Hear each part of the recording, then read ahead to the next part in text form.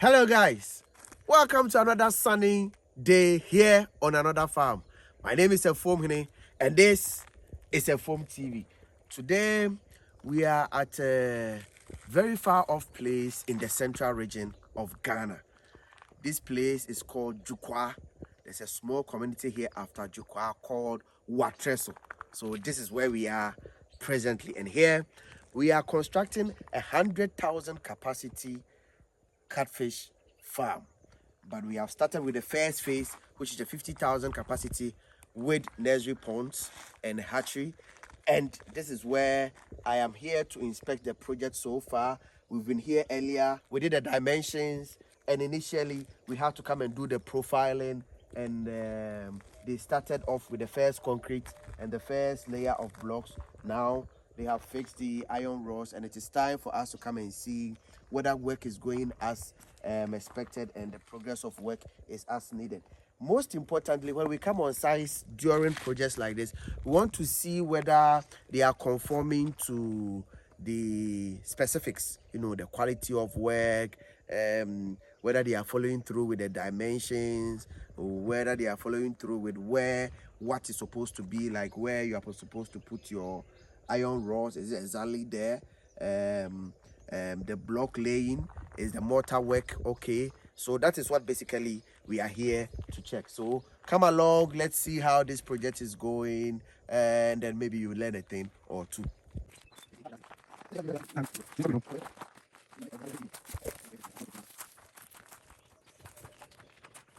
So as I said earlier, this is a 50,000 capacity catfish farm, and so the big ponds are 5,000 capacity each. And the 5,000 capacity, as you look, this is a 20 by 20 feet pond. So sometimes you can do it 20 by 25 or 20 by 20. They all can carry 5,000 capacity. This land is a very slopy land. If you look down there, you can see that it slopes downwards, and so there are some steps in the ponds. And this part, you need somebody who is very, very experienced to be able to give you the steps, so that there will be no leakages in the pond. Because if there are steps, water normally tends to shift and push one side of the pond. That is if it is not done well. So it's very important that you have a well experienced person guiding you on how these things should go. So like I said, this is a 5,000 capacity. That one is another 5,000 capacity. So we are building 10 5,000 capacity ponds, which gives us a 50,000 capacity. Then we have nursery ponds, which are 15 by 15 feet each, and some 10 by 10 feet that are going to be used for hatchery and all these stuff. So the next phase of this project is going to be downwards. Another 50,000 capacity is going to go downwards, and then we are going to wall the whole project. So this is going to be an in-house 100,000 capacity project. And as the project goes on, I'm sure you will be bringing you updates, so you will see how it progresses from this stage upwards. We'll show you when we started this project, when we came on site and did the dimensions and did the profiling, and how far they have come with. These are 6 inches blocks that we are using for our construction. We are yet to fill it to this level before we do our concrete work. We have to concrete everywhere before now we start laying the blocks that are going to contain water. That's the pond proper. So these iron rods are normally 14 iron rods. So 14 iron rods, and the way they do it is 6 inches by 4 inches. Okay, and that's how you get your size of measurement for the iron rods. You have the rings. You have about 6 rings normally. 1, 2, 3, 4, 5, 6, which gives you the full length of the pond, because about 2 rings are going to go down, and then you have 4 rings up like this. So when you put up the wall, which is going to be a 5-course wall for the pond, 1, 2, 3, 4, 5, it will just come to the top of this iron rods. So when you now do your concrete, or you put in the concrete, you see that it will level up. If the some of the iron rods may be taller, if it doesn't level up, you can use a machine to cut it off yourself before now you plaster the top of the ponds. So this is how it starts. This is how it starts in its raw form. You might not appreciate it now, but when we move forward and then you see that we've done the concreting, you know, the second concreting, you will see that it is taking shape, and then now you begin to appreciate the project that's going on.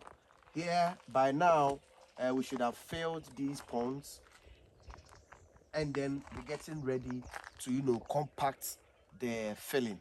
That is also a very important stage in the project.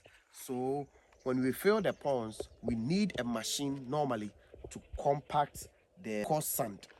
Okay, so you need a compactor to actually compact the sand, the coarse sand that you use to fill these ponds to settle down. And then sometimes you might have to even put water in there to help the sand to, you know, compact very well before now you do your concrete floors all over the ponds. And so these are all some of the things that you would have to know before you start your concrete ponds. Let me take you to the smaller ponds. And so, as I said, these are 50,000 capacity. So we have 10 5,000 capacity ponds, and you can see this is number one, pond number two, and they are adjacent each other. So if this number one, this number two, number three, number four, number five, number six, then we leave a walkway in between. So come. After the third pond, which is 60 feet into the ponds, we leave a 10-feet gap in between. Now, when we do the second phase, you will see how this 10-feet gap is going to be useful in the project, because here we want to allow for smaller carriage cars to come inside.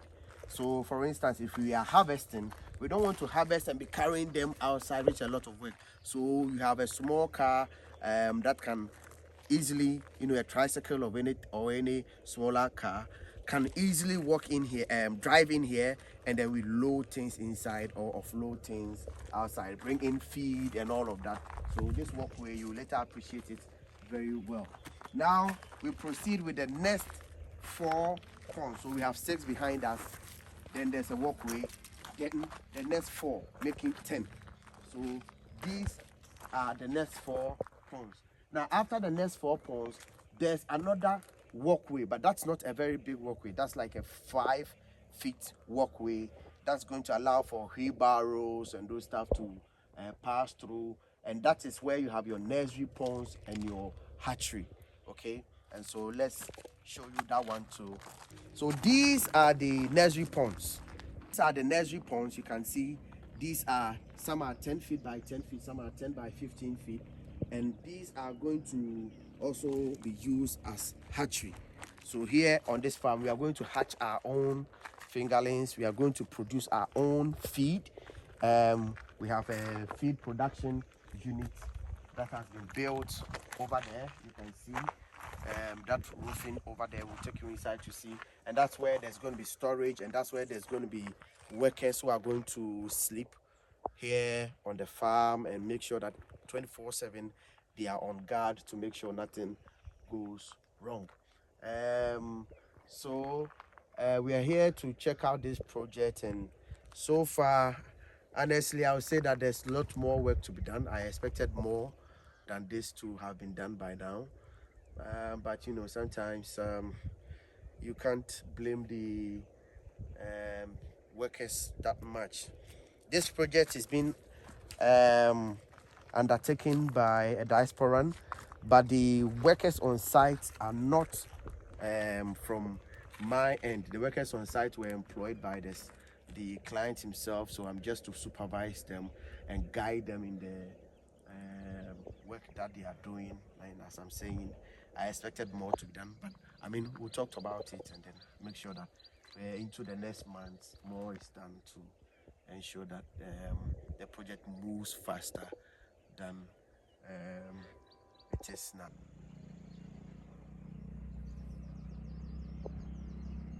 So thank you very much for watching this video. If this is your first time on this channel, this is a Foam TV. Please click on the subscribe button, share this video, and leave us a comment or a question. We'll be glad to get back to you. Here we learn everything about agribusiness, and how to help you also establish yourself in the agribusiness space. See you again another time on one of our most educative, entertaining, and innovative videos. Bye bye.